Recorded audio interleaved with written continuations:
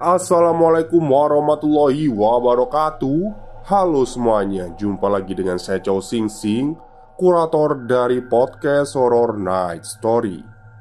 Halo, apa kabar semuanya? Semoga kalian semua baik-baik saja ya. Dan pada siang hari ini saya akan melanjutkan cerita dari yang kemarin, Pengabdi Pojok The Series, yang ditulis oleh Mas Singup di Twitternya. Jadi ini adalah bagian ketiga, dan ternyata sosok pocong itu semakin meresahkan si Sandi. Tapi pada akhirnya ini ada clue ya, nantinya di bagian ketiga ini ada sebuah petunjuk kenapa ada pocong itu dan mengganggu Sandi. Ya nanti Anda dengarkan sendirilah. Oke, daripada kita berlama-lama, mari kita simak ceritanya. Sandi terus-terusan mencari selimutnya, sedangkan tangan kirinya terus mendekap matanya. Nafas Sandi kian lama makin berat dan terengah-engah. Dia harus berusaha menemukan selimutnya.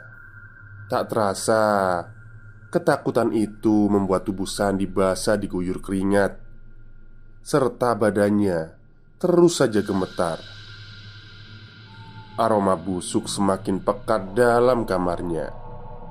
Juga aura negatif yang keluar dari sosok pocong itu membuat hawa di sana semakin panas. Suasana tak enak. Sandi mencoba mengintip. Ada rasa penasaran untuk melihat lagi dan memastikan bahwa pocong itu sudah pergi. Pelan-pelan dia membuka matanya dan mengintip sedikit dengan matanya. Dengan rasa was-was, Sandi melebarkan pandangannya.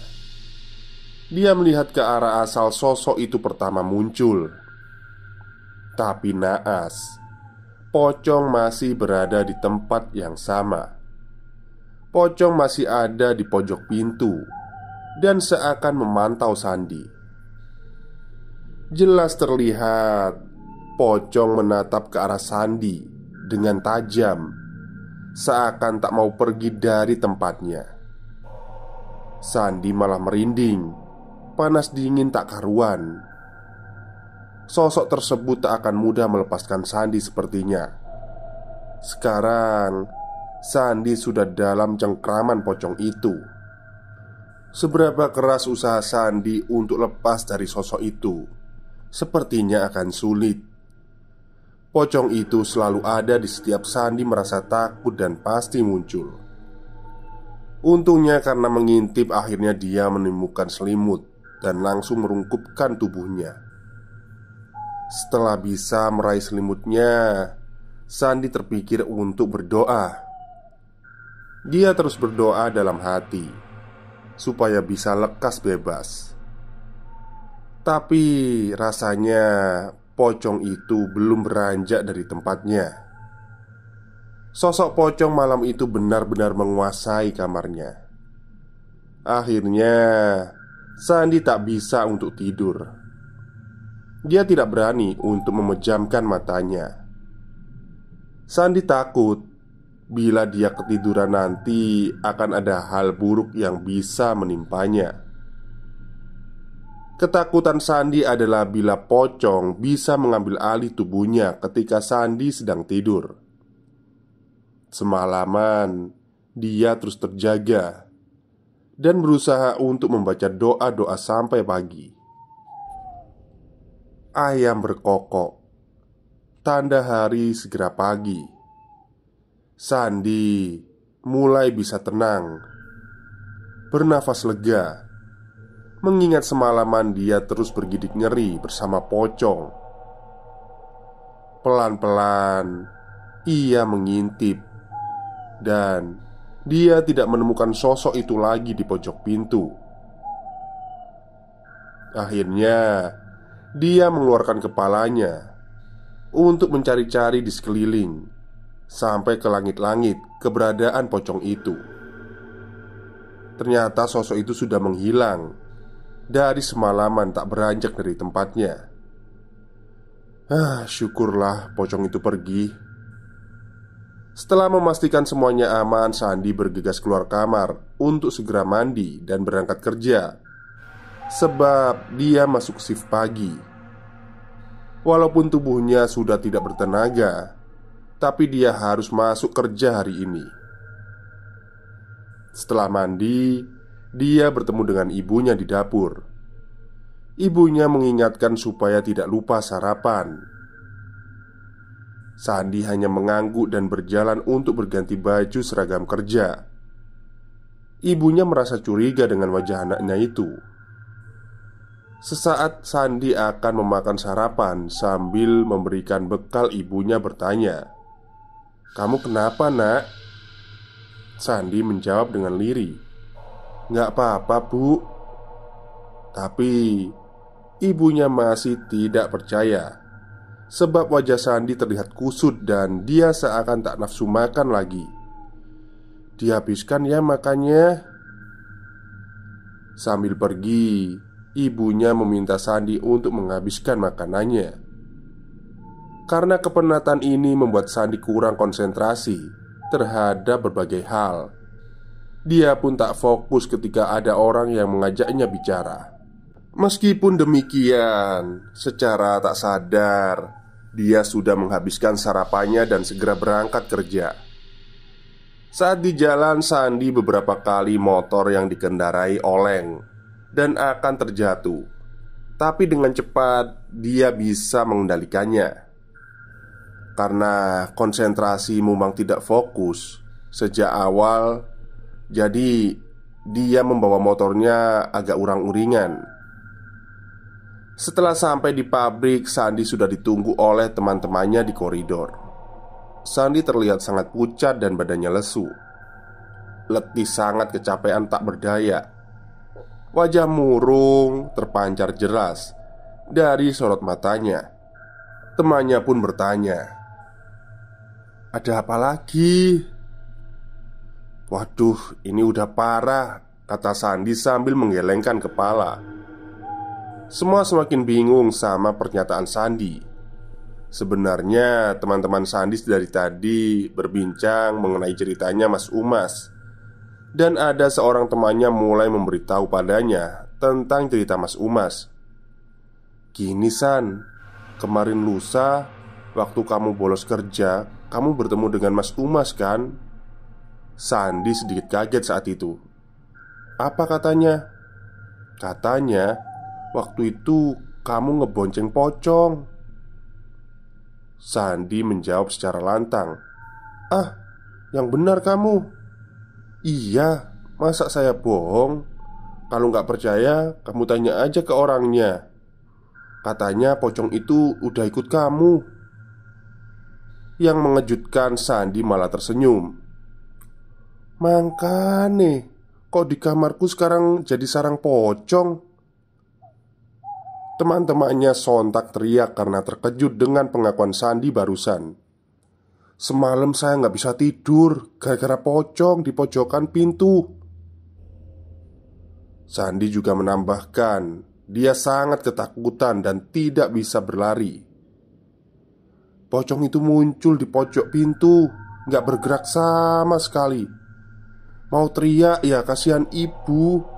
Jadinya ya saya hanya bisa diam sambil berdoa."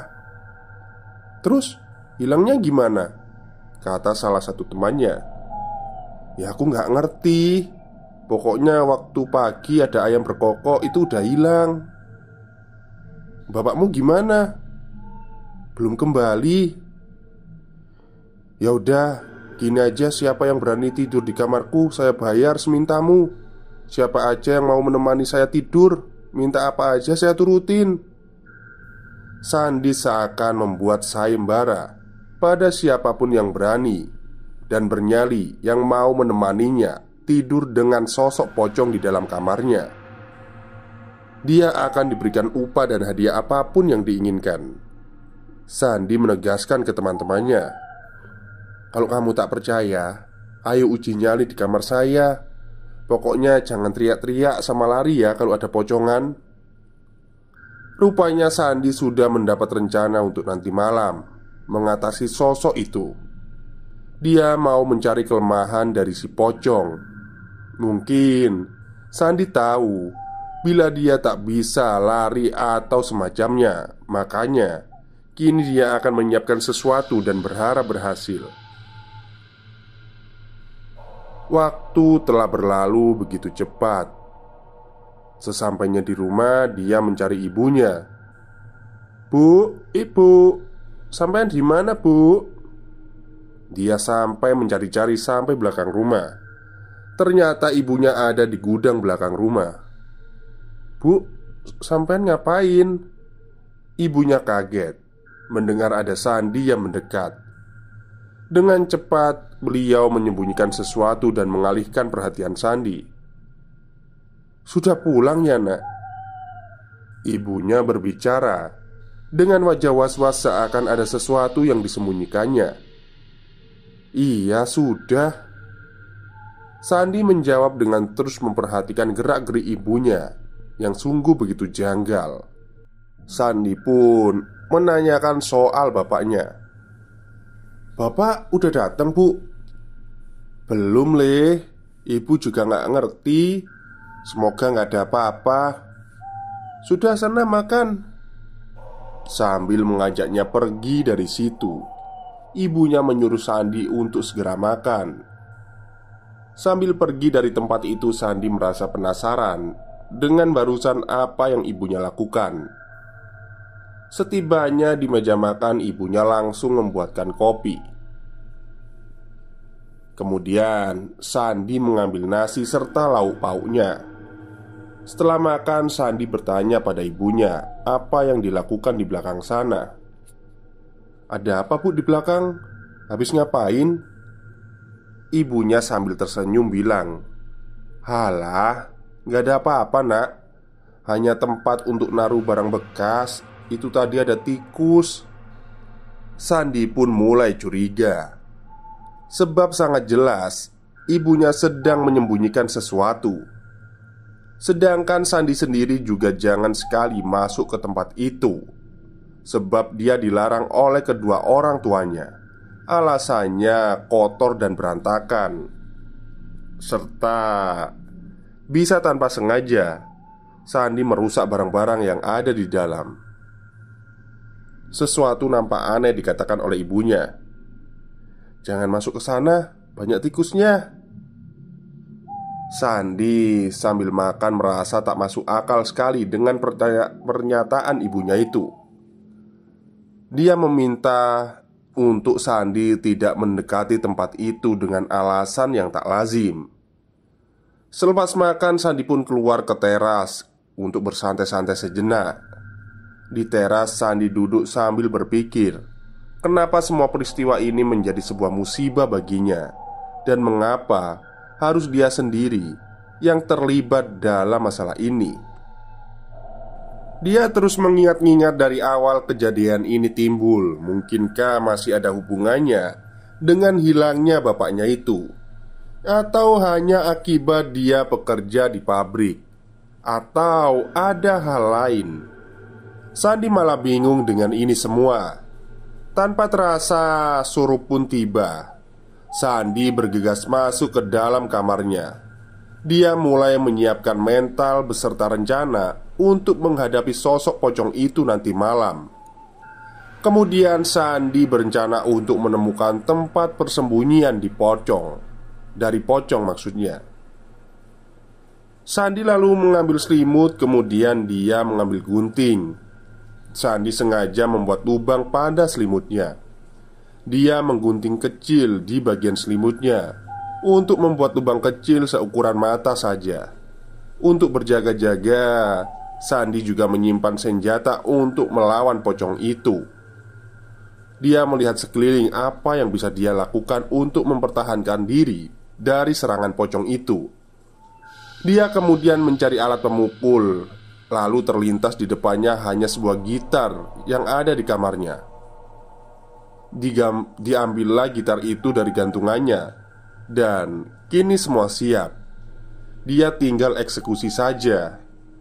Sandi mengambil selimut dan menggulung tubuhnya di dalamnya. menggulung tubuhnya di dalam selimut maksudnya ya.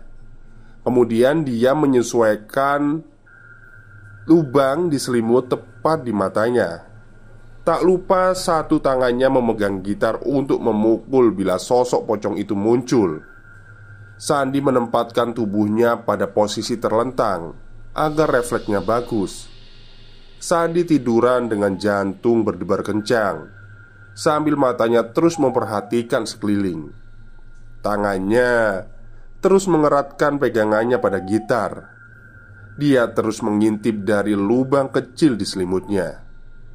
Rasa was-was mulai muncul dan rasa takut kian menyebar ke sekujur tubuhnya.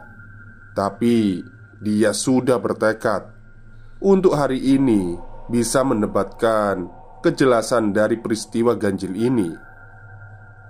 Dirundung rasa sangat takut sekaligus penasaran, Sandi tetap di posisinya dengan sangat siaga. Matanya terus mengintai ke segala arah. Di dalam selimutnya, Sandi sudah siap akan segala kemungkinan besar yang akan terjadi, serta gitar juga sudah dipegang erat-erat. Dengan perencanaan sedemikian rupa, Sandi yakin akan berhasil mampu mengalahkan sosok pocong itu. Tak terasa hawa-hawa tak enak mulai berhembus. Suhu dalam kamar juga mulai panas.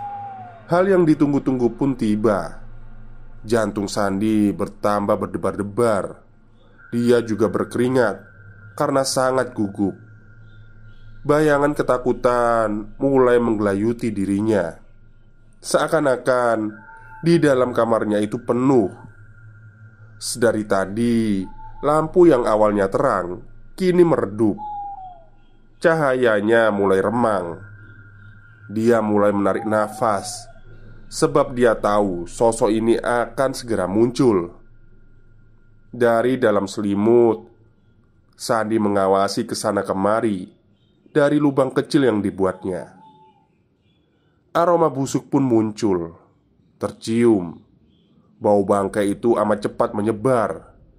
Sandi melotot terperangah, seakan tak percaya pocong itu keluar dari dalam lemari pakaian. Dengan tiba-tiba pocong itu sudah di atas lemari. Sambil takut, Sandi terus memperhatikan gerak-gerik pocong itu. Terlihat hanya diam dan mengamati sekeliling saja. Secepat kilat, pocong itu sudah berpindah di pojokan pintu. Yang membuat Sandi kaget, dia tidak bisa melihat kepindahannya. Di pojokan pintu itu, pocong hanya diam. Tak lama, pocong itu sudah pindah lagi di atas meja. Sandi terkaget lagi. Walaupun sudah dipantau, tapi kepindahannya sungguh cepat seperti kilatan cahaya. Di atas kursi, sosok pocong itu mulai memperhatikan sekeliling. Mungkin bisa merasakan keberadaan Sandi, tapi belum bisa menemukannya.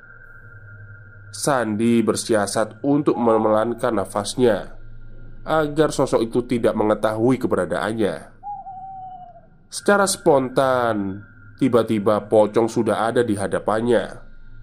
Hal itu mengejutkan Sandi. Pocong itu melihat ke arah Sandi yang tubuhnya tertutup oleh selimut.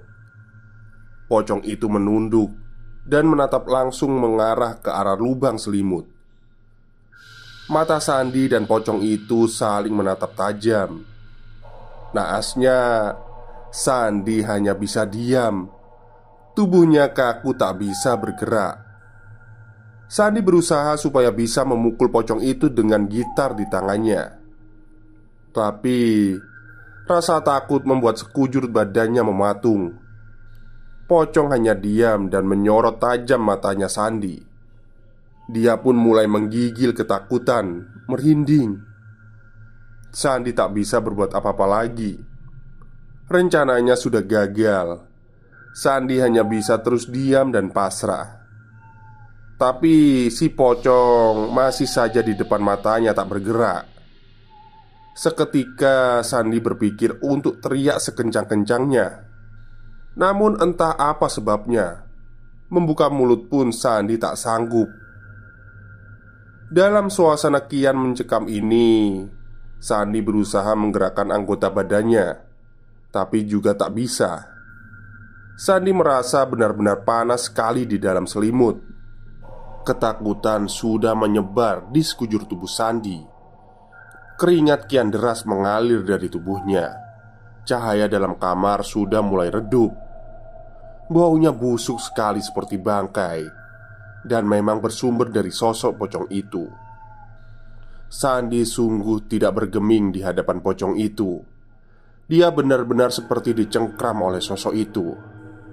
Sandi masih menatap ke arahnya dan terlihat wajah gelap dibalut dengan kain putih kotor, serta daging di mukanya sudah membusuk tercabik-cabik rusak. Pocong itu memancarkan cahaya merah dari kedua matanya. Dengan jarak yang begitu dekat, seakan tak tahan dengan aroma busuknya. Tapi Sandi tetap tidak terpengaruh dengan sosok pocong itu. Dia berusaha untuk mencoba memejamkan matanya, tapi malah sepertinya pocong itu ikut ke dalam kepalanya. Seakan pocong juga ada dalam pikirannya. Sandi malah tak kuat dengan itu. Dia pun membuka kembali matanya. Semakin lama nafasnya terputus-putus. Dia mencoba untuk melafalkan doa-doa dalam hati. Tapi yang terjadi malah sosok itu tersenyum menyeringai padanya. Tapi Sandi tetap berusaha fokus. Namun tak ada perubahan. Malah pocong itu kian menikmati bacaan yang Sandi lafalkan. Tak juga berpaling dari hadapannya. Sedangkan sekarang perasaan Sandi sudah bercampur ada gelisah. Tiba-tiba terdengar suara dari luar seperti orang yang sedang merapalkan mantra-mantra. Walaupun terdengar lirih, namun masih jelas terdengar di telinga. Suara rapalan mantra itu keluar dari luar kamarnya. Semakin lama semakin keras, dan pelan-pelan pocong itu mulai terganggu dengan bacaan itu. Semakin suaranya keras terdengar berimbas pada sosok pocong ini. Dia bergerak risih terganggu. Kian lama seperti orang yang kebingungan. Pocong itu berpindah secara cepat ke depan pintu kamar Sandi. Sosok itu seakan mencari tahu di mana sumber suara itu. Rupanya pocong sudah tahu bila dari arah luar kamar ini ada seseorang yang sedang merapalkan mantra untuknya. Tapi rupanya malah enggan untuk keluar. Semakin lama sosok pocong itu semakin tersiksa dan kesakitan. Pastinya efek dari mantra itu. Secara tiba-tiba pocong itu menoleh. Penyorot tajam sosoknya begitu mengerikan persis ke arah Sandi. Tak lama kemudian dia menghilang, beruntutan dengan suara dari dalam lemari. Rupanya si pocong ini sudah kembali ke tempatnya. Sandi benar-benar bisa bernafas lega. Dia melompat dari ranjangnya dan meninggalkan kamar. Setelah Sandi berhasil keluar, dia cepat-cepat mengunci pintu kamarnya. Dengan nafas yang masih ngos-ngosan, dia menarik gagang pintu dan memastikan sudah benar-benar rapat. Dia mengunci pintunya. Lalu Sandi dikejutkan dengan ibunya yang tiba-tiba persis berdiri di samping Sandi, membuat jantung Sandi seakan mau copot. "Ada apa, Nak?" Ibunya seakan-akan tahu dengan peristiwa itu. "Loh, panjenengan kok ada di sini, Bu?" Dengan santai ibunya menjawab, "Aku dari dapur kok." Sandi malah dibuat bingung sama sikap ibunya itu. Sedangkan dia tahu sosok itu bisa menghilang karena rapalan mantra. Suaranya persis di depan kamarnya. Seharusnya ibunya juga merasa panik, bukan malah santai seperti tidak tahu apa-apa. Ataukah mungkin memang ibunya tak mengerti kejadian barusan? Entahlah, Sandi semakin bingung dengan semua peristiwa ini. "Saya mau tidur di ruang tengah aja, Bu." Sandi mengatakan itu pada ibunya. "Iya le, gak popo," ibunya menjawab seakan tahu maksud dari anaknya itu. Oke, itulah bagian ketiga dari Pengabdi Pocong series Street Horror dari Mas Singup. Ya, masih panjang ya. Jadi ini, kalau ini udah, kejadiannya ini udah mulai terlihat jelas ya. Terlihat jelas ini, sepertinya lo ya, sepertinya ini kayaknya keluarganya Sandi ini yang sedang memelihara pocong itu. Tapi nggak tahu juga sih. Oke, terima kasih yang sudah meluangkan waktunya untuk siang hari ini, yang telah mendengarkan podcast saya. Selamat bekerja, dan besok sudah libur ya. Selamat berakhir pekan. Selamat siang dan selamat beristirahat.